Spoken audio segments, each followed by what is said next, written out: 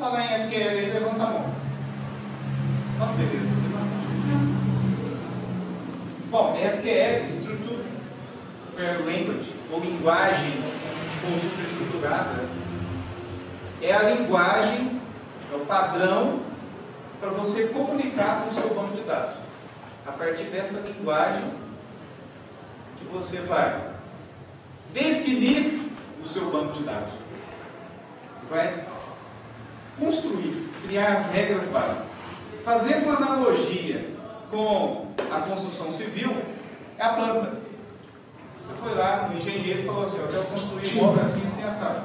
Ah, como que vai ser? Ah, vai ter 2 pisos, vai ter tal de área, vai ter uma coluna, vai ter iluminação, vai ter distribuição de água, vai ter distribuição de rede de comunicação, enfim, projeto de engenharia daquele prédio. Então, você tem um conjunto de comandos, de instruções, que já foram definidas exclusivamente para você construir o banco de dados.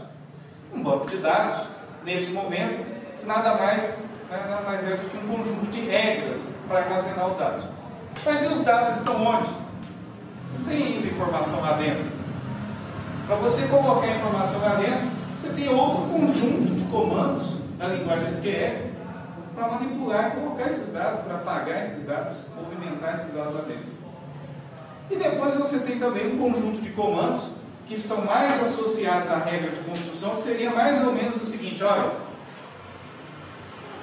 o prédio já está definido, já tem as áreas aos cômodos, também já foram definidos aí o grupo das pessoas que vão trabalhar nesse prédio, e aí tem um conjunto de comandos que diz o seguinte, olha, essa sala aqui, só fulano que usa, essa outra aqui, essa outra equipe. Então define o acesso, quem é que vai ter acesso aos dados? Então basicamente esse é o conceito aí de tudo que trata a linguagem SQL. A linguagem SQL constrói o banco de dados, manipula os dados e define quem pode e quem não pode acessar. Agora, de onde veio a linguagem SQL?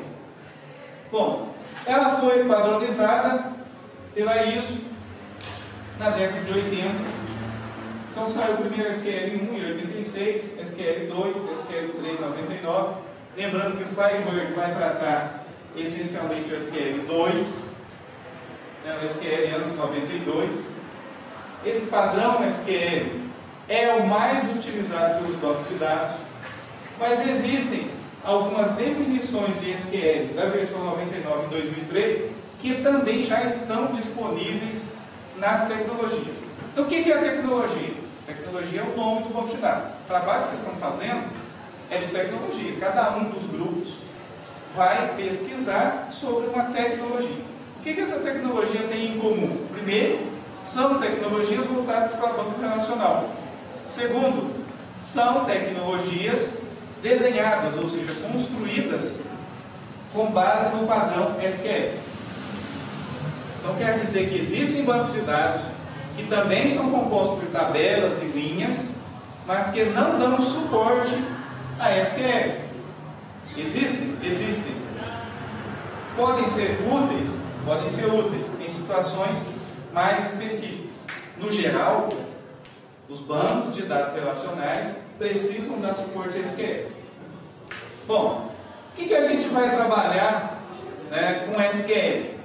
Álgebra relacional e cálculo relacional. Em outras palavras, vocês vão escrever comandos utilizando essa linguagem SQL, semelhante ao que vocês estão fazendo hoje lá em C#, só que uma linguagem bem típica, para você manipular os dados. E esta linguagem vai permitir que você realize essas operações aqui.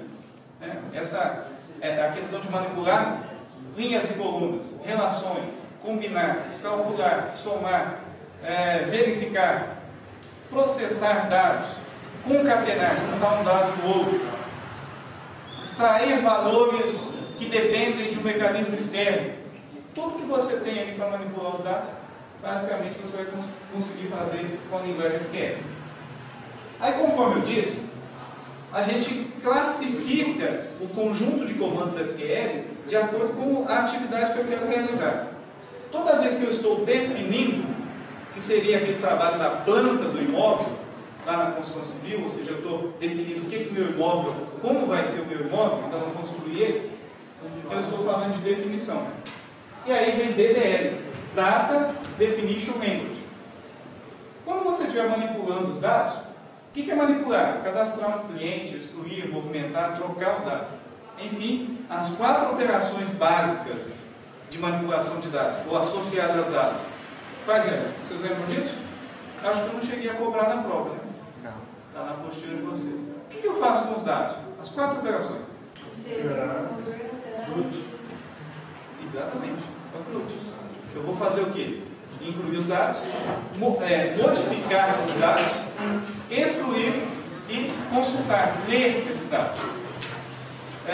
Em termos gerais, a gente pensa assim, ler os dados é mais fácil, mas não. Na verdade, vocês vão ver que a maior parte da complexidade do SQL está na leitura de dados, porque exatamente na leitura é que você cria relações diferentes, ou você traz result sets, conjuntos de resultados diferentes. Mas é claro que também, durante a inclusão, a alteração, você também trabalha esses dados. A exclusão é basicamente uma diretiva para dizer, olha, esse dado não tem mais que existir. É bem mais simples. E aí, você tem também a definição de visões e autorizações de acesso. Bom, quando se fala de autorização, você também está falando de DDL. Só que aí você tem uma especificação mais detalhada de alguns autores, o DCL, que é Data Control Language. Então, esse C aqui no lugar. Olha, é interessante essa questão de DDL e DCL, porque é o seguinte, alguns autores dizem que SQL é formado por DDL, DML e DCL. Alguns autores vão dizer que DDL e DML. Dentro de DDL, existem os comandos específicos para DCL, que seria o controle. Em outras palavras, definir o que vai ser a estrutura de dados, manipular os próprios dados e depois controlar o acesso aos dados. Definição de visões. Isso é muito interessante no banco de dados relacional e é o que te dá uma possibilidade muito grande de combinar dados. Essa visão que se fala é quando você tem, por exemplo, 2 tabelas, uma de clientes e outra de fornecedores.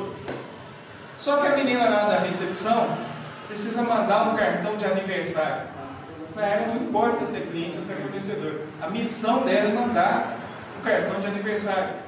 Então você pode, por exemplo, construir uma visão de dados que mostra para ela quem são os aniversariantes do dia. Não interessa qual tabela está. Você pode construir essa visão. Então ela vai ver lá o nome, o endereço, o telefone, o e-mail, e aí ela vai homenagear essa pessoa, ela vai parabenizar da forma que for mais aplicável. Tem e-mail, manda um e-mail, telefone, liga, não tem, manda uma carta. Mas enfim, não interessa quais as tabelas que estão armazenando esses dados. Por quê? Porque esses dados foram transformados em uma visão. E a outra questão importantíssima da visão é que, a partir dela, eu consigo definir quem tem acesso aos dados. Então, por exemplo, eu posso dizer que a visão que traz os resultados financeiros da empresa só vai ser vista pelas pessoas que tomam decisão e que têm essa competência de ver. Assim como você vai restringir também para que nem todo mundo da empresa, que, por exemplo, tem que operar o sistema de call center, abra a janelinha lá e vê o salário dos outros. Pode dar um trabalhão para você depois ter que explicar por que os salários são diferentes. Então, você consegue, a partir das visões, dizer quais dados podem ser acessados ou não. A gente vai ver visões especificamente em bancos de dados 2, onde vocês vão praticar visões e controle de acesso. Por enquanto, a gente só tem uma noção de visão. Definição de restrições de integridade. O que é restrição de integridade? Eu criei um campo lá, o meu domínio é para dizer que tipo de valor que eu guardo.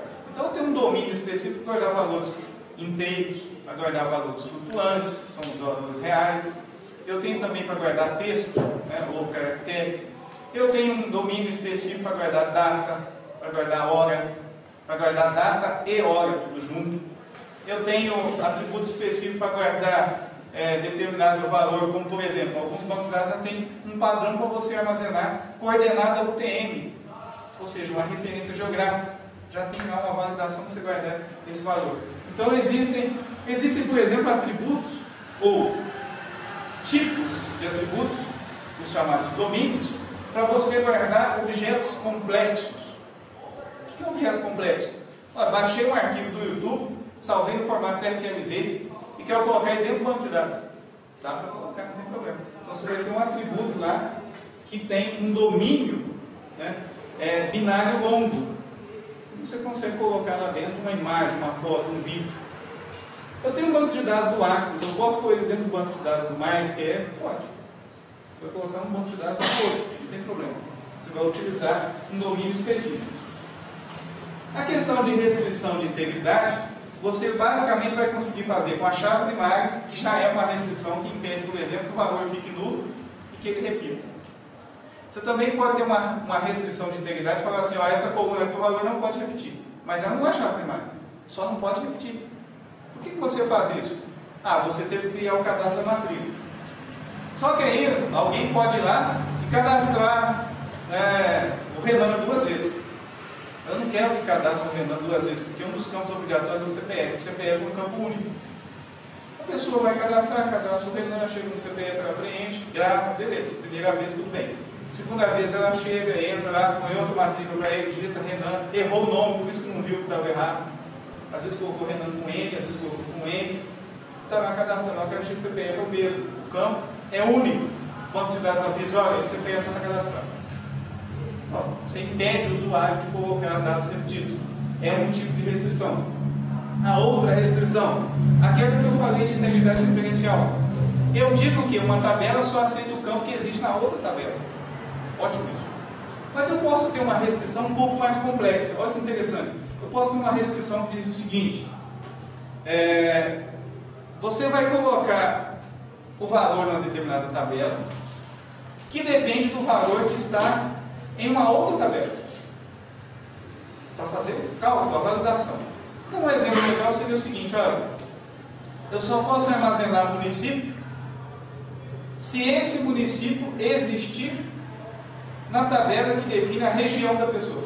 Então ela vai cadastrar, aparece uma lista só dos municípios daquela região que ele é responsável. E se ele tentar cadastrar no que está fora, o sistema valida. Opa, você não atende esse município, você não pode cadastrar. Então não é simplesmente porque o município existe, mas é porque ele faz parte de uma regra. E aí você pode validar que isso é considerado uma restrição. Por que restrição? O banco de dados vai entender aquela regra, vai exigir que ela seja cumprida para garantir a integridade. Agora, o que são dados íntegros? Tem gente que acha que dados íntegros são simplesmente todos os campos preenchidos ou atendendo os critérios do banco. Não. Os dados íntegros, além de atender isso, tem que atender a regra de negócio da empresa. Então, se você tem um cadastro lá de todas as pessoas que tem um benefício qualquer do governo, um benefício social lá, e a pessoa não tem, você cadastrou, tem jeito de validar isso? Tem. Se não existir tal documento, não vai poder cadastrar.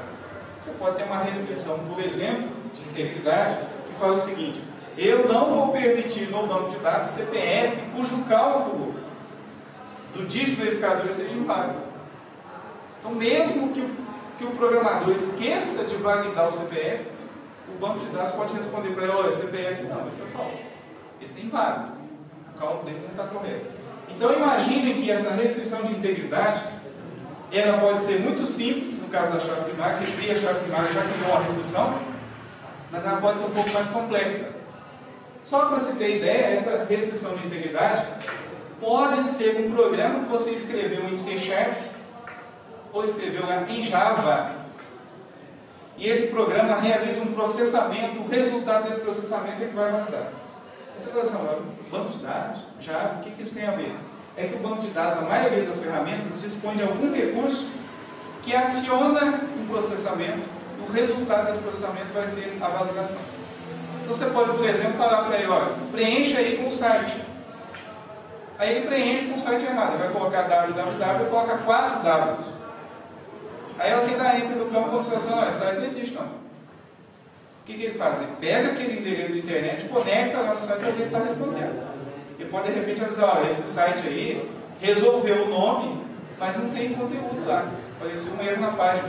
Você quer cadastrar assim mesmo? Quero. Então quer dizer, isso aqui, gente, a princípio começa bem fácil, e depois vai lá no fundo do poço, onde você consegue implementar, né, processamentos ou algoritmos até mesmo complexos. E transações. Um banco de dados ele precisa ter absoluto controle dos dados que serão gravados. E ele tem que tratar a concorrência. Muitas pessoas querem mudar a mesma coisa ao mesmo tempo.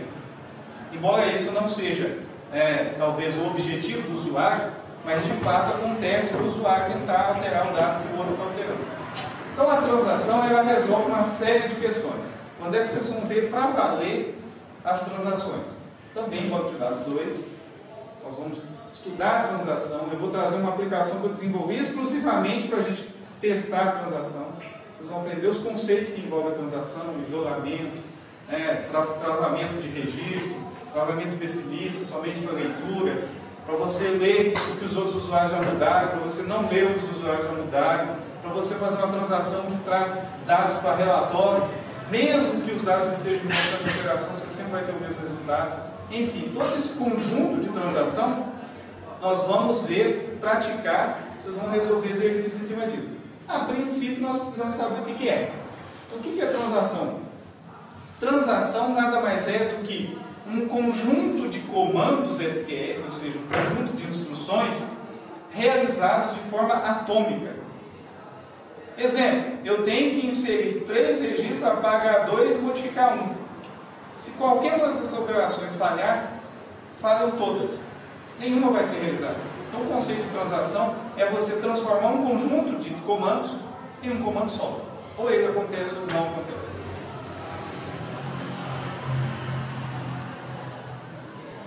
Então aí as linguagens, quer dizer, os conjuntos de SQL. Aqui eu já vou falar especificamente dos comandos. Então DDL, e aí tem aqui os comandos de controle. Quando eu falei que alguns autores consideram DCL, são esses 2 comandos aqui. Mas são comandos para criar tabela, create table, excluir tabela, drop table. Tem que tomar cuidado, tá, gente? Uma coisa é apagar uma tabela. Outra coisa é apagar os dados da tabela. Vamos fazer de novo a analogia à construção civil. Construir a tabela é igual a você construir um salão de festas. Aí não tem ninguém. Tá? Agora, limpar um salão de festas, chegar lá e tirar tudo que tem lá dentro, até as pessoas. Apagou. Limpou o que tinha lá dentro. Então, um é manipular dados, o outro é manipular a estrutura. Se você quer destruir o salão de festa, compra uma máquina explosiva, vai lá e destrói o salão de festa. Esse comando é o drop. Manda embora. Então, drop é destruir. E geralmente, quando você vai apagar, você vai usar o comando delete. Delete é para apagar o que está lá dentro, limpar. Alter table, mudar tabela. Esse alter table, ele muda tudo na tabela. Ele cria a chave estrangeira, ele cria a chave primária, ele cria a chave única, tá? E uma série de outras mudanças que você pode ter na tabela, até mesmo o nome da tua tabela. Constraint são, na verdade, restrições que costumam vir juntas do comando alter table. O alter table é quando você tem um cômodo bem grande, que era o salão de festa, você não quer mais fazer festa, você transformou tudo em salas de escritório. Você remodelou aquilo. Então o alter table para isso. Constraint para definir as restrições. Grant, revoke. Grant é para você conceder um acesso. Seria o seguinte, eu já tenho minha sala pronta, aliás, eu transformei nas salas comerciais. Eu tenho 4 salas comerciais prontas, e eu vou definir quem vai utilizar cada uma delas. E aí eu vou utilizar grant para definir, olha, fulano pode essa, o outro pode aquela, o outro pode todas. É o diretor da empresa. Revoga. Ao contrário. Quando eu vou revogar esse direito que eu já concedi antes. Então eu falei aqui de estrutura. Agora eu estou falando dos próprios dados. Select, selecionar, buscar os dados, é a leitura. Insert, inserir dados. Eu posso inserir registro com o registro que tem em outra tabela. Eu posso inserir registro, né, que resultou num cálculo, ou seja, eu posso colocar uma expressão lá. Eu posso inserir registro em branco, desde que a minha tabela não tenha restrição para registro em branco. Delete, para excluir. Update, para atualizar. Trocar valores, update é trocar. O nome está errado, como é que eu corrijo? Update, não tem outro jeito. Commit e rollback são dois comandos associados à transação. Um é confirmação, commit. Rollback é voltar atrás. Manda executar todos os comandos, pelo menos um der erro, faz rollback. Manda executar todos os comandos, se todos derem certo, faz commit. Então é simplesmente confirmar ou desistir. Então é criar tabela, pegar tabela, integridade, tudo que eu já falei. Create table, alter table. Daí um exemplo agora. Só que para a gente criar tabelas, precisamos de basicamente dois conceitos novos. Um é o domínio. Domínio é isso aqui, ó. Quando eu vou armazenar um valor, e este valor, né, essa informação que eu vou colocar, é uma informação numérica, eu só vou colocar número, esse número é número inteiro, eu tenho um domínio específico chamado integer, ou inteiro, ou int. Se eu for armazenar caracteres qualquer, letras e números, caracteres especiais, símbolos, eu vou utilizar char. Só que existe uma diferença significativa que é a seguinte: quando eu estiver armazenando algo, que hora eu ocupo todo o espaço, e hora eu não ocupo todo o espaço, é o caso do nome, pode observar, cada um de vocês provavelmente tem uma quantidade de caracteres nos nomes. Então você tem o quê? Um caractere variante. Aí você usa varchar. Então varchar, quando eu vou armazenar um conteúdo, que a quantidade de caracteres varia. Quando eu for gravar sempre a mesma quantidade de caracteres, eu posso utilizar char. Por exemplo, eu tenho um campo para armazenar sexo. Eu tenho a letra F e a letra M. Se eu estou falando de um cadastro pessoa física e jurídica, pessoa física não tem sexo, tem masculino e feminino. Então eu posso colocar um tracinho. Então quais são as três possibilidades de armazenar? Eu tenho um tracinho para representar a pessoa jurídica, e eu tenho, né, para a pessoa física, o F ou M. Bom, se eu sempre vou armazenar um caractere, eu uso char. Ah, mas por que eu uso varchar para todas as situações? Pelo seguinte: o transporte na rede dos dados e a forma com que é verificada a existência ou não de conteúdo é diferente. Uma informação interessante é o seguinte: eu tenho nome, o nome tem 30 caracteres. Tem 30 só. Se eu digitei 30 e dei um espaço, tem 31, porque espaço também é caractere. Então eu tenho que ter um indicativo, no caso do campo de tamanho variável, onde é que o campo acaba. Ou seja, parou na posição 31 e não tem mais. Isso ocupa um caractere a mais de controle, ou mais do que isso, dependendo da linguagem que você está usando, o padrão de codificação da língua que você vai usar, a gente vai ver mais adiante. Então, conclusão: não se cria campo com um caractere só do tipo varchar. É óbvio, né, gente? Ah, vou criar para um só e vou criar varchar. Vai variar como é uma, porque se não tem um caractere, é nulo. Então, essa é uma regrinha legal. Ah, se você tiver até 3 ou 4, se tiver essa questão sempre está preenchido, CPF. Olha, mas beleza, você vai armazenar o CPF do tipo caractere. Gente, o CPF, vocês acham que é um valor numérico ou que é um valor caractere? Caractere. Bom, tem gente que fala assim: não, mas eu não vou gravar o pontinho, o tracinho do CPF. Ou seja, eu não vou gravar a máscara, aquilo que facilita a leitura. Vou gravar só número. Mesmo assim, continua a varchar? Continua, por quê? Eu não vou fazer cálculo CPF, não faz sentido somar o CPF de vocês, vai quantificar. O que vai adiantar ele somar o CPF todo mundo falar? Deu um número muito grande, né? Não quer dizer nada. Se você vai trabalhar um valor que precisa realizar operações matemáticas, aí você vai usar um campo numérico. Se você vai armazenar valores flutuantes, ou seja, tem casas decimais, você tem um domínio específico. Se não tem valores decimais, você tem outro domínio específico. Outra coisa, eu preciso saber se o meu atributo, o meu campo, vai poder ficar em branco ou não. Para dizer que ele não pode ficar em branco, not null. Então aqui está uma essência básica aqui para uma criação de tabela. Preenche table em empregados, nome da tabela. Abrir parênteses, porque agora eu vou começar a falar quais são os campos. Code emp, char3 not null. Então, valor fixo, máximo de 3 caracteres, não pode ficar em branco. Depois, vírgula, nome, varchar 50 not null. Esse intervalo aqui, embora vocês vão ver a maioria das vezes alinhado, isso é uma questão de estética e principalmente facilita a leitura. Você pode colocar um caractere de espaço aqui, já é o suficiente, né, para o interpretador de comando do banco de dados já entender. Mas o que você não pode fazer é emendar tudo junto, porque ele não vai adivinhar onde é que começa o nome do campo, o tipo ou o domínio. Not null, de novo, departamento, aqui já usou varchar, departamento char3, salário real. Real é um domínio para você armazenar valores reais. Não tem casas decimais. E ele colocou também uma outra questão interessante do salário. Por padrão, o salário é zero. De repente vocês pensam assim, sacanagem, todo mundo que não tiver salário então ganha zero. Não é por isso. É pelo seguinte, toda vez que você for definir um campo, e este campo vai fazer parte de cálculo, que é o caso do salário, eu posso calcular, eu posso somar, eu posso gerar um relatório, querer somar esse relatório, esse salário por departamento ou por função.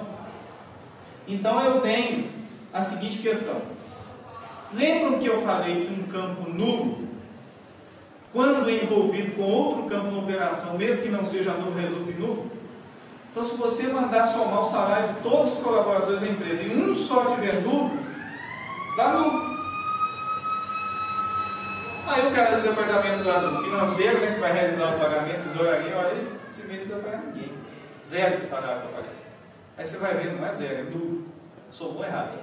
Então tem que ficar atento no relatório. Se sai um nulo, tem algum campo ali na operação matemática que é nulo. Para que nenhum campo fique nulo, utilizou-se esta sintaxe aqui, ó. Default zero. Quer dizer, se durante o cadastramento do empregado o usuário esqueceu de informar o salário, ele fica zero, porque zero não atrapalha a soma. Primary key, eu estou dizendo, olha, essa tabela vai ter uma chave primária e qual vai ser o campo, qual o atributo que vai compor a chave primária? Code emp. Ah, mas e se eu tivesse mais que um campo? Bastaria colocar vírgula e o nome do outro campo. Também, muitas tecnologias vão permitir que você defina que a chave primária é uma operação, ou seja, é uma expressão que resulta num determinado valor. Ah, eu estou cadastrando o CPF e o CPF tem um tanto de pontinho. Não, mas eu tenho um procedimento dentro do banco de dados que permite tirar os pontinhos e ficar só os números.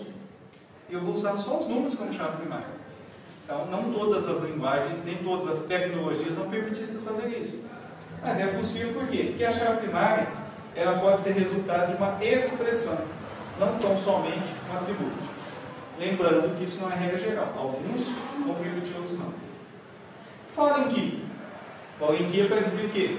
É uma restrição de chave, né, estrangeira. Foreign key, departamento. O que é departamento? Olha, é esse atributo aqui, faz parte da tabela empregada. Ele deve fazer referência a uma outra tabela chamada departamentos. Então pressupõe que essa tabela já existe. Alguém já criou essa tabela antes. E lá nessa tabela, o campo que identifica o departamento é esse code D, que é o código de departamento. Pessoal, existe uma regra para você criar a tabela. Você tem que observar a dependência. Neste caso aqui, você não consegue executar esse comando se você não executou antes o comando que cria essa tabela. Ele vai falar assim, olha, você está fazendo referência à tabela que não existe. Entendi. Então existe sempre uma ordem de criação do banco de dados. Assim como na construção civil. Você já viu alguém aí construir o 13º andar primeiro, depois construir os outros? Não está. Você constrói pela base. Você tem que analisar a dependência. O que isso significa?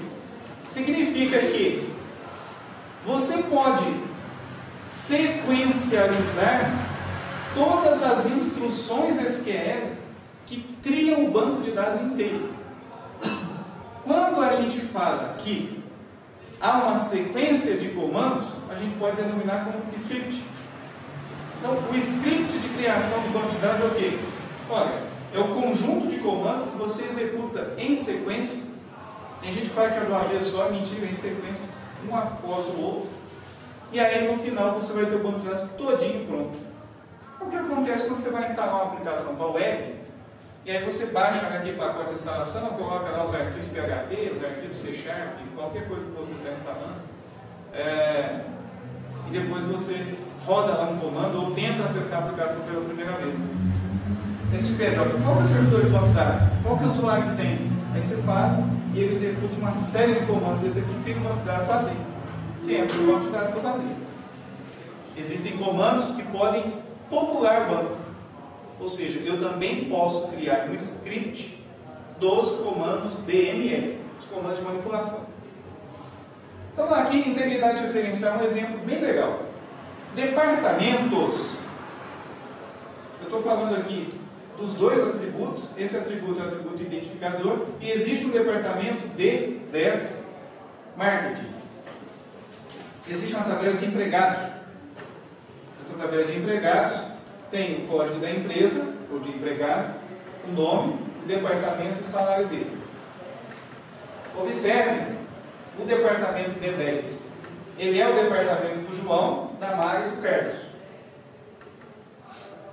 Bom, quando eu estou criando essa tabela, que é a tabela de empregados, e ela faz referência à tabela de departamentos, isso quer dizer que eu não consigo colocar um departamento aqui que não exista na tabela departamentos. Eu ainda posso definir algumas coisas para acontecer durante a manipulação dos registros da tabela de empregados. O que eu posso fazer?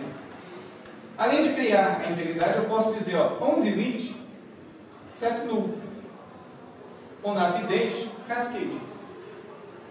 Resumindo, eu quero dizer o seguinte, olha, quando o indivíduo apagar um departamento, aliás, apagar um empregado, coloque nulo no departamento. Quando ele for na tabela de departamento e mudar, mude também na tabela de empregado. Então isso aí é uma forma de você, você exclui, ele põe nulo. Gente, se você não especificar isso na hora que está construindo a tabela, a hora que você tentar excluir, fala assim, não dá para excluir não. Tem outra tabela que está usando esse valor. Não posso excluir. Então você colocou ele restritivo. Se você colocou aqui ao deletar ou on delete set null, deleta aqui e põe null. Bom, quais são as opções que eu tenho então? Cascata altera a chave primária, ou seja, qualquer mudança na chave primária vai ser propagada, ela vai acontecer também em toda a dependência todas as tabelas que dependem dela. Então quer dizer, no caso nosso, se eu for lá e apagar o departamento D10 e existir o update cascata, ou delete cascata, eu apago o departamento e apaga todos os empregados daquele departamento. O caso que você faz, por exemplo, na tabela de venda, apaga a venda e apaga os itens da venda. Por que não tem item de venda se não tem venda? Set null, especifica o null. Set default, põe o valor default. Cuidado, você tem que ter o valor default. Então pressupõe que quando você criou esse atributo, você colocou qual que é o valor default. Lembra que o salário tem valor default? Tem, mas o salário não tem referência a outra tabela, não faz sentido. É só quando você tem referência e tem o valor default definido. Tem um restrict, que é para você restringir, e o no act, ou seja, neste caso é para você dizer que não é para acontecer, é restritivo. Quais as combinações agora que a gente tem para tabelas? Ou seja, para manipular tabelas. Sempre você vai colocar alter table e o nome da tabela. Então, olha o exemplo aqui. Alter table ambulatórios. Esse é o nome da tabela ambulatórios que eu estou querendo mudar. Add nome varchar 30. Estou adicionando um atributo nela e o nome desse atributo é nome. Deve ser o nome do ambulatório. Os ambulatórios. Né? Alter table pacientes. Drop column. Problema. Estou removendo esse atributo dessa tabela. Alter table médicos. Drop primary key. Ou seja, apague a tabela, aliás, altere a tabela médico, retirando dela a chave primária. Não está apagando dado nenhum, gente. Está simplesmente dizendo que aquele campo que é a chave primária vai deixar de ser, ou vai junto. Alter table funcionários, add foreign key, estou adicionando uma chave, foreign key, o campo referências, o nome da tabela, onde ele faz referência, ou seja, aonde existe uma chave primária. Já viram que aqui nem tem explícito o campo? É óbvio que é a chave primária. Então tem alguns bancos de dados que são mais chatos. Se você esquecer de falar qual é o atributo, ele não deixa. Há outros que, no entanto, se você não especificar qual é o atributo, ele já entende que é a chave primária. É óbvio, é a chave primária. Mas, se você quiser informar um atributo que não é a chave primária, você pode. Entendeu isso, gente? Posso também fazer foreign key sem que seja a chave primária. Às vezes eu quero fazer outro campo. Não tem problema. Seria, um caso típico disso seria o seguinte: o sujeito tem que preencher a tabela com o estado. Só que a empresa, ela tem cidades em nem todos os estados. A empresa trabalha em nem todos os estados. Só tem, por exemplo, o Sudeste. Em algum lugar ele vai preencher com o estado. Só que você quer colocar uma regrinha, olha, o estado tem que ser um estado do Sudeste. Aí você pode especificar o campo. Mas de repente aquela tabela que você está fazendo referência do estado não tem como chave primária o código do estado, ou seja, a unidade de federação, a sigla, ela tem um código numérico. Então você vai fazer o seguinte: você vai fazer uma restrição dizendo que o sujeito só pode preencher na tabela lá de nota fiscal um estado que pertence ao conjunto dos estados brasileiros. Mas não é para a chave primária código do estado, conforme o seu sistema tem lá para identificar. Está usando a sigla. Você pode sim especificar um campo que não seja a chave primária. Adicionou, de novo adicionou, aqui só mudou o tipo de atributo. Ah, pessoal, esse small int é simplesmente um valor para você armazenar valores inteiros, positivos e negativos, até 32.674. Ou seja, na verdade, é para dizer que isso é um inteiro curto, não é um inteiro completo. Depois a gente vai ver inteiro curto, inteiro completo, inteiro longo. Não vou também exigir que vocês gravem quais são os valores que pode armazenar, porque vai variar de qual é o sistema e como que é a codificação desse valor. Bom, aqui está tranquilo, o valor do já falei.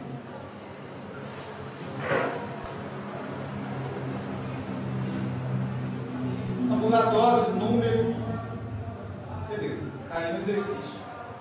Então vamos olhar nessa tela de exercício e eu vou acompanhando com vocês como é que a gente cria um banco de dados. Então pessoal, agora falando um pouquinho. Alguém tem uma pergunta? Está tranquilo até agora? Claro. É difícil perguntar de tão complicado que é. Não, mas pode perguntar, tranquilo mesmo, a gente pode. Não, mas deixa eu explicar o exercício. Vamos tentar então fazer. Vamos tentar fazer um pouquinho aqui na prática. Gente, então eu vou contar mais ou menos como é que você cria um banco de dados. Banco de dados agora, nós já estamos construindo fisicamente um banco de dados. Então vai ter um arquivo físico no disco. Sem esse arquivo físico a gente não consegue executar esses comandos ainda. Eu vou trazer para vocês, do laboratório,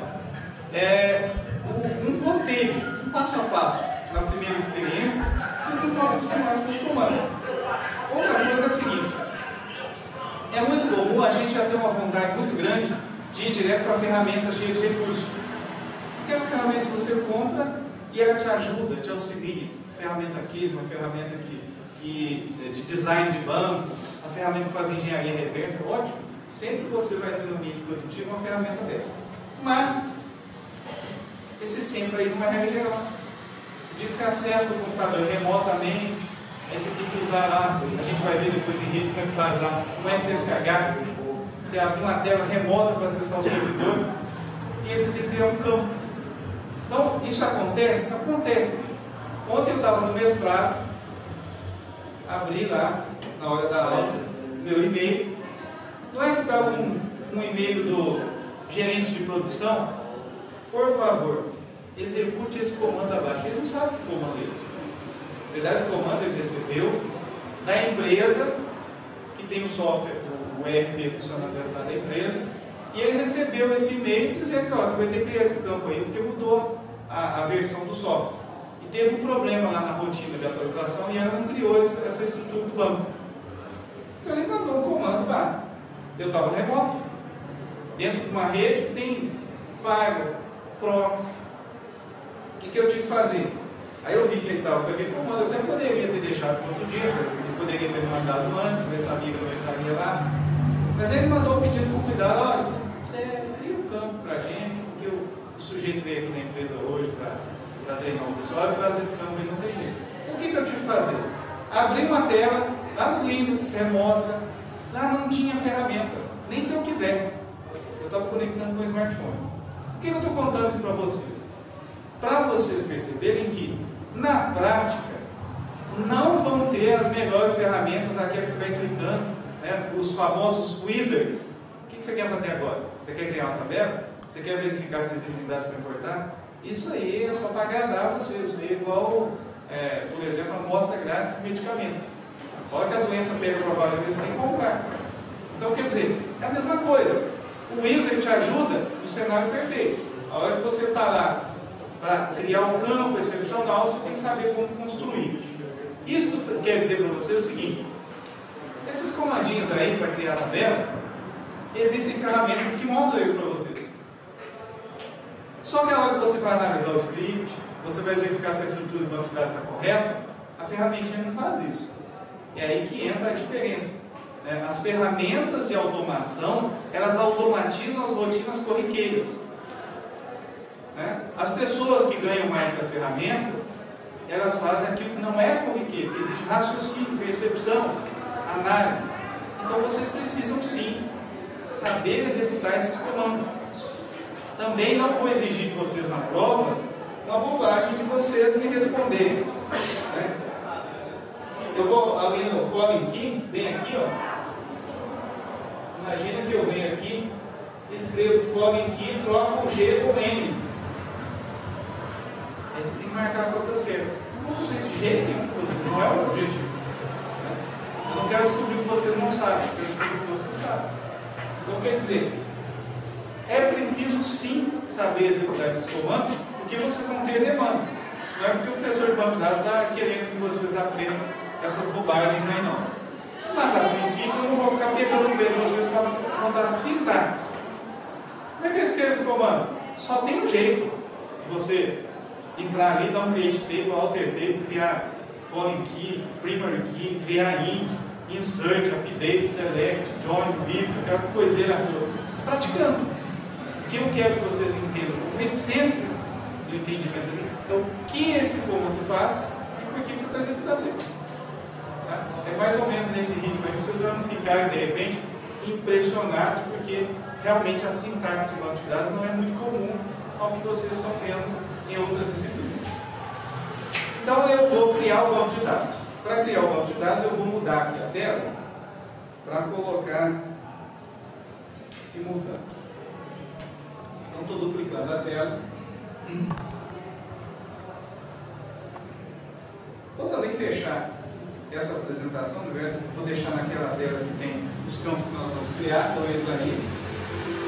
Vou tentar dar um zoom aqui para que fique mais fácil quem está longe de enxergar. E o que nós vamos fazer no laboratório? Vocês vão abrir um console, iniciar e executar, e vocês vão rodar lá o comando cmd. Vai cair nessa telinha preta aí. Vão acostumando com ela. Por quê? Ela é importante em banco de dados, ela é importante em redes, tá? Talvez em outras disciplinas que vocês vão ver para frente. Tem alguém aí que já trabalha em ambiente Windows? Tem o Rodrigo, né? Ambiente Linux ou FreeBSD. Isso aí faz parte da sua vida ou não? Tá doido. É, o tempo todo. Então, se Deus quiser, vocês vão trabalhar com tecnologias aí de rede, banco de dados, e vão precisar. A parte de rede mesmo, se essa tela aí, você fica perdido. Perdido. Você não acha ferramentas, às vezes a habilidade de vocês no começo, estou intimidado porque eu não sei digitar. Então, gente, não tem problema. A aula que vocês vão ter no laboratório é bobinha assim mesmo, de criar coisas básicas, mas vocês precisam saber disso.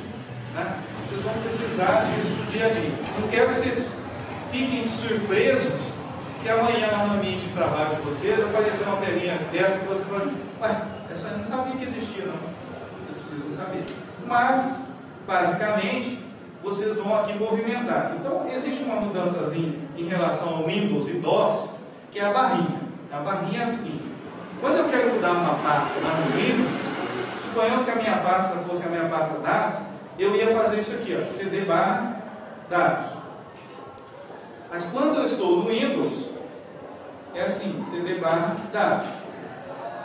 Tá? Na verdade, você vai colocar cd/ e aí você pode ir colocando as pastas que você vai utilizar. Isso é uma coisa que eu já estou mostrando que vocês vão precisar lá no laboratório. Não vou cobrar isso na prova, né, gente?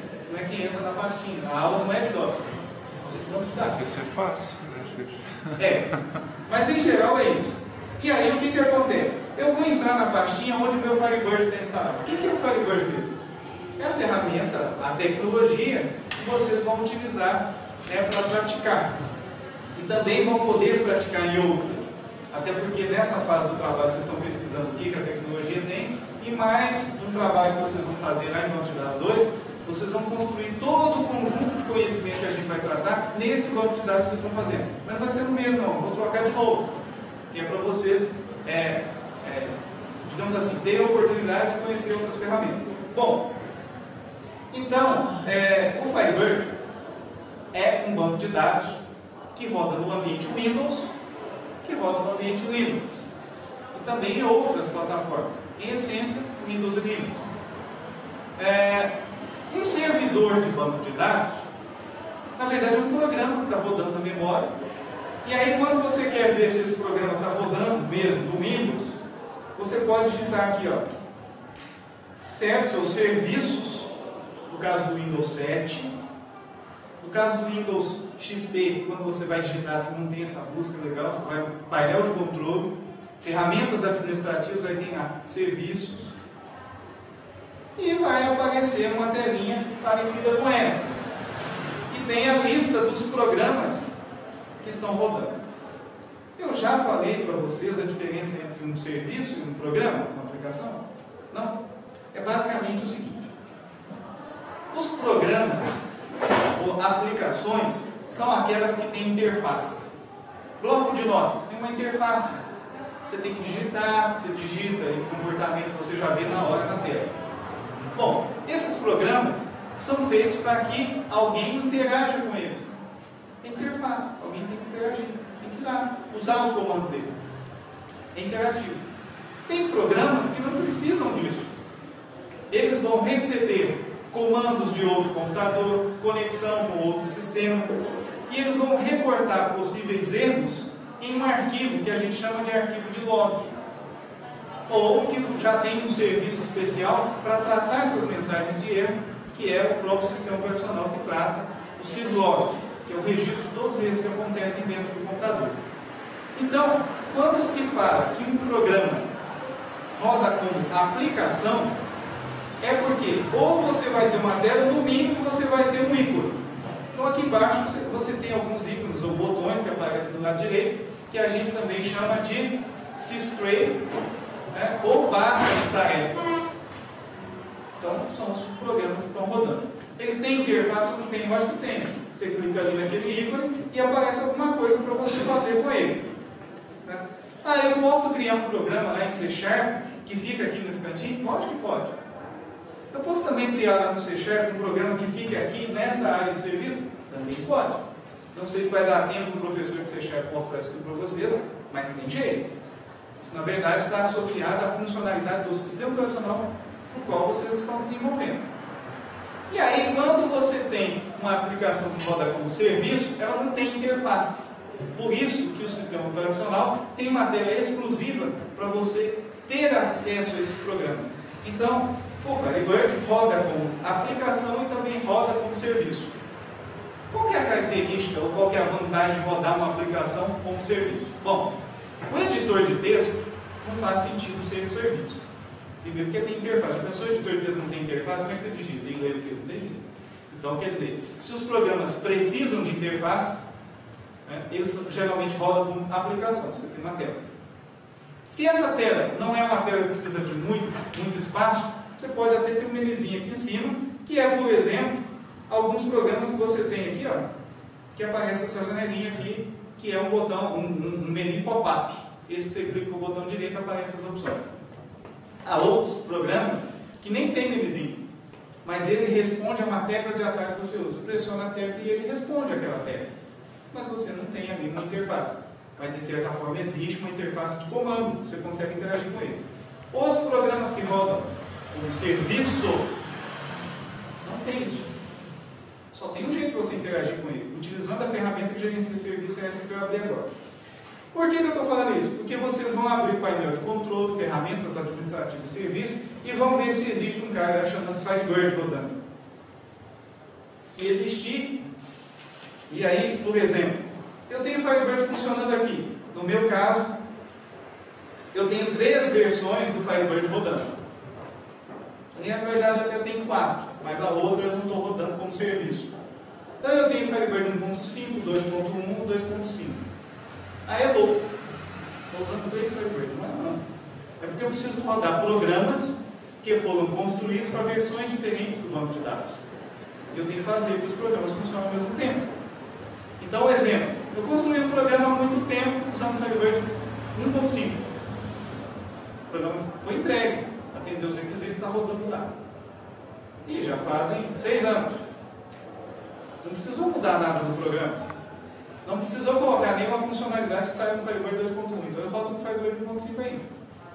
Ah, professor, mas não é só mudar de versão? Não é, gente. É aí que mora.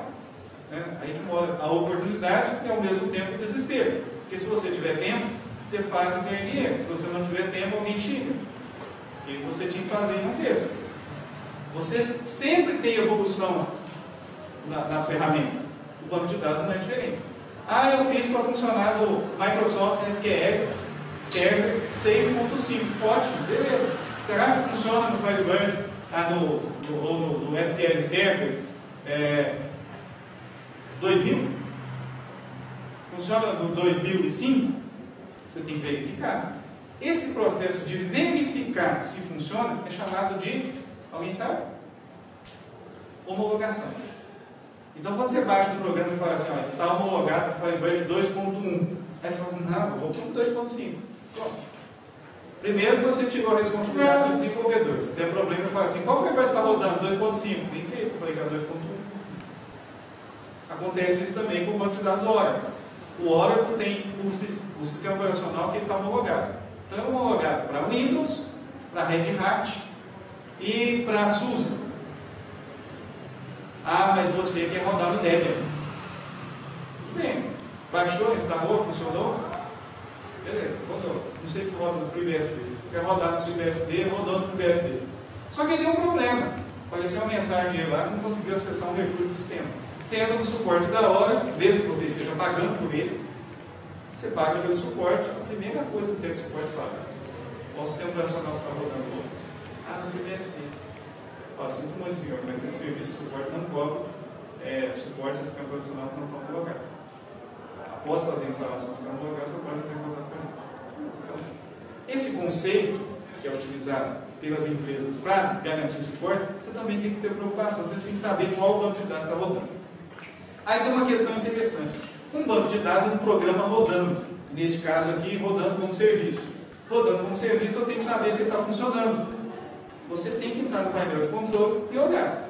Existe uma forma de instalar o banco de dados, deixar um ícone aqui embaixo para te avisar como está o status dele. Mas você pode não querer instalar esse ícone. No caso, esse ícone para gerenciar o Firebird, ele só gerencia um. Eu teria que ter 3 ícones. Já tem pouco espaço aqui, por que eu vou ficar pondo ícone? Eu não ponho ícone. Eu tenho 3 Firebird rodando, não faz sentido eu colocar. Bom, aí o Firebird, no caso específico, tem 2 programas que rodam. Um é o Guardian e o outro é o Server. Server é o servidor. Então, Firebird Server. E esse aqui é o Firebird 2.5 Guardian. O Guardian é o guardião. Quando o servidor cai, o guardião coloca o servidor para funcionar. Ah, então tem esse negócio que o banco de dados cai. Cai. O Firebird cai, o MySQL cai, o PostgreSQL cai, o SQL Server cai. Todos eles caem. E aí você gerencia o serviço. Bom, outra coisa, sabe que o Firebird vai funcionar que eu ir para o computador? É você define aqui, ó. Você vem no server e aí você pode clicar com o botão direito e vir em propriedades.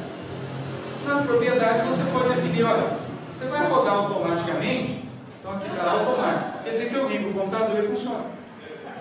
Outra característica agora importantíssima de uma ferramenta qualquer que roda como serviço. Rodando como serviço, você liga o computador e o serviço, se estiver no modo automático, é carregado automaticamente. Então você não precisa logar. Você já pensou, toda vez que você tem que fazer o Firebird funcionar, você tem que logar, digitar seu usuário sem abrir a tela? Bom, lá na empresa onde eu trabalho, se você sair para ir no banheiro, deixar a tela desbloqueada, quando você voltar, tem no fundo da tela brasão do seu time adversário. Isso quando a zoação é leve. Então, quer dizer, não existe esse conceito de você sair e deixar o desktop aberto. Então, você roda um programa de banco de dados, ou outro qualquer, de rede, de gerenciamento, como aplicação, tem esse inconveniente. Alguém vai ter que logar e fazer funcionar. Existem até alternativas para você tentar fazer isso automaticamente, mas nem todos funcionam. Se ele tem interface, ele vai ficar te perguntando, não tem ninguém para ver, não adianta perguntar. Então, conclusão. Os bancos de dados, normalmente, e aí vocês vão ver o Oracle, o SQL Server, o Firebird, o MySQL, eles rodam como serviço. Você tem que saber disso. Você confere o serviço. Ah, eu não quero que ele comece automaticamente. Eu ligo meu computador e não quero o banco de dados rodando. Eu faço isso com o Firebird, porque o Firebird é leve para rodar. Você instala aí com 8 megas, ele ocupa muito espaço, não vai deixar o seu computador. Você vai jogar Counter-Strike aí, joga. Está pesado. Vai ver, está rodando o SQL Server. Faz o seguinte, deixa o serviço do SQL Server no modo manual. Certo? Como 80% das vezes você vai jogar o Counter-Strike, você só adiciona ele se você precisar do SQL Server. Ou o contrário. No meu caso, eu tenho o Counter-Strike aqui, mas faz uns 30 dias que eu nem entro. Então, quer dizer, meu Firebird roda todo dia. Bom, outra coisa que eu posso colocar também, desativado.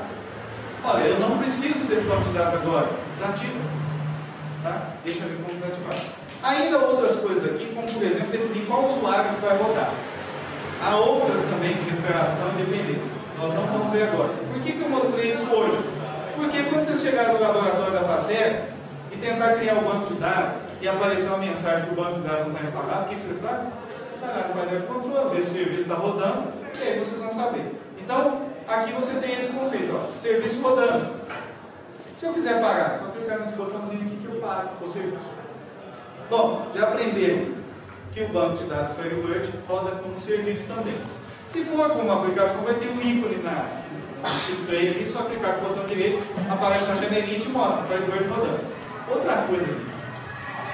A coisa mais difícil é uma ferramenta de banco de dados em português. O que você vai ter em português é a interface que você manipula o banco.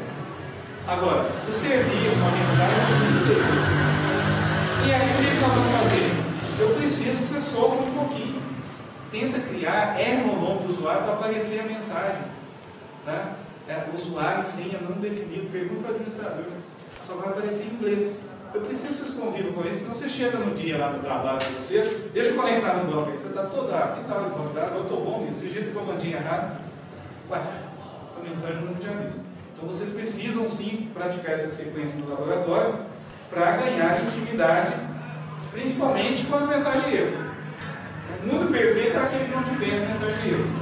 Você nunca ia precisar. Bom, então lá dentro vocês vão criar uma pastinha. Na verdade vocês vão criar uma pastinha assim, ó, MKDIR. Aliás, MD. MKDIR não tem. MD, e eu vou criar uma pastinha assim, ó, banco. Vou colocar B dados. Eu criei a pastinha. Eu quero entrar nela, CD, B dados. Tem gente que faz isso aqui, ó. Vai aqui no executar, C2 pontos barra, Windows Explorer e cria a pastinha. Não tem problema fazer isso. Mas eu quero que vocês experimentem essa sensação maravilhosa que é ir ali no prompt, criar a pastinha e entrar nela. Por quê? Porque a hora que você estiver no servidor não tem Windows Explorer. Normalmente não é necessário. Então você entrou dentro da pastinha, você já tem agora o lugar onde o banco de dados vai ser criado. Quando eu crio um banco de dados, é um arquivo que existe. Você tem que ver o arquivo ali dentro. Como é que eu vejo o comando na tela? É o DIR.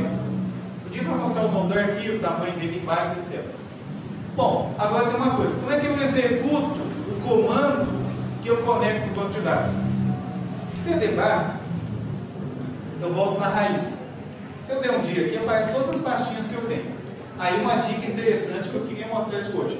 Se você está usando o Windows 7, 64 bits, você precisa saber que os seus programas ficam nessa pasta aqui, ó, Programs Files, ou fica em Programs Files x86. Em outras palavras, se o seu Windows, que está no notebook, que é claro, você vai instalar Firebird já também, para poder praticar um pouquinho em casa, domingo à tarde, está São Faustão às vezes, está aqui no meu canal. Então você pode entrar ali e criar o seu banco de dados. Aí você vai executar no seu Windows 64 bits. Se você instalou o Firebird 64 bits, ele está dentro da pasta Programs Files. Se você instalou o Firebird 32 bits, ele está na pasta Programs Files x86. Pessoal, vocês já sabiam disso?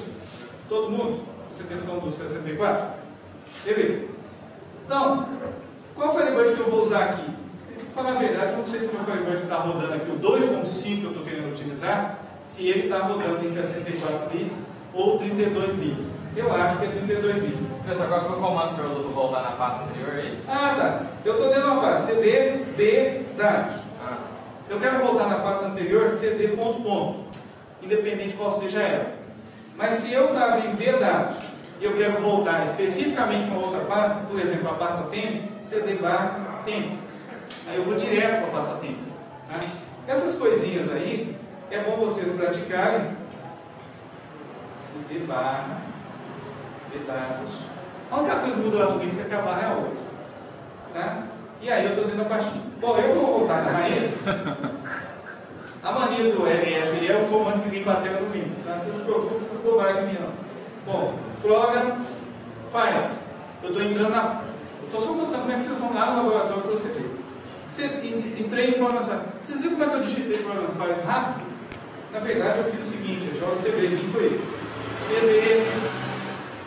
Começa a digitar o suficiente para distinguir o nome dessa pasta da outra e aperta Tab.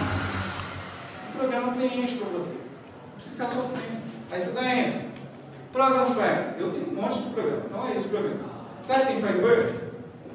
CD, File, apertei Tab, opa, tem Firebird. Enter. Então tem Firebird sim. Vou dar um dia para ver o que tem aí dentro. Firebird 2.5. Quero entrar na pasta Firebird 2.5. CD, Firebird 2.5, entrei na pasta. Bom, agora eu tenho um tanto de coisa aí dentro. Ao longo do tempo, se Deus quiser, até o final de banco das duas, vocês vão aprender para que serve cada um desses arquivos. Por enquanto, não precisa tanto assim. Mas vocês vão ter que entrar numa pastinha chamada bin. Bin, normalmente, é a pasta que fica os arquivos binários. Que Os binários, na verdade, são os arquivos em hexadecimal. Brincadeiras, né? Mas é uma analogia aos arquivos que estão codificados na linguagem que o computador entende e que são os programas. E vocês vão precisar de um programinha só, o ISQL. Tá? Que não funcionou agora, nesse momento, porque esse ISQL que está rodando aqui, que está nessa pasta, é 32 bits, eu estou rodando 64. No laboratório de vocês vai funcionar. Inclusive, para eu mostrar para vocês esses detalhes, eu vou fazer uma máquina virtual que eu tenho usando o Windows XP, que é igualzinho ao laboratório de vocês. Bom, então eu posso também sair daqui, entrar em Programs Files. Aí eu tenho aqui o x86, CD Firebird. Quantos Firebirds eu tenho? Opa, tem vários aqui. Tem também o Firebird 2.5, mas tem 1.5. Tanto faz. E aí tem um cara que chama ISQL. ISQL vai ser a nossa tela maravilhosa no laboratório. Tudo que vocês precisam, né, aprender nas próximas aulas vai estar nessa ferramentinha desse tamanho. E aí vocês vão digitar alguns comandos para criar o banco de dados. O que vocês vão criar? Um arquivo físico do banco de dados. Depois que esse banco de dados estiver criado, vocês vão começar a colocar assim, ó, create, table, nome da tabela. Vamos sofrer um pouquinho? Não, é normal. Sabe, mas no final da aula vocês vão ver o tanto que é prazeroso criar um banco de dados, colocar as aulas lá dentro, então os comandos. Então, para sair, quit. Regrinha geral. Se não pôr ponto e vírgula, ele não entende o comando. Então você digita o comando por ponto e vírgula da enter. Por quê? Porque se o seu comando tiver 10 linhas, você digita, vai dando enter e tem as 10 linhas. Acabou meu comando. Põe ponto e vírgula da enter e executa. Então ponto e vírgula é a mesma coisa dizer o seguinte, ó, acabei de digitar, pode executar o comando. Bom, e aí coisinhas normais de navegação, etc. Mas tem gente que provavelmente faz o seguinte, professor, eu vou no Windows Explorer, clico 2 vezes, executo o ISQL, aparece a mesma tela, beleza. Agora faz isso lá no XP e manda colar na área de transferência. Não vai colar. Então por isso que vocês vão precisar abrir pelo prompt para poder pegar o comando pronto e colar. Também não vou prejudicar vocês têm que digitar aquele tanto de comando grande. Vocês vão poder copiar e colar. Para poder copiar e colar, vocês vão ter que abrir a tela desse tipo. Pessoal, alguma dúvida?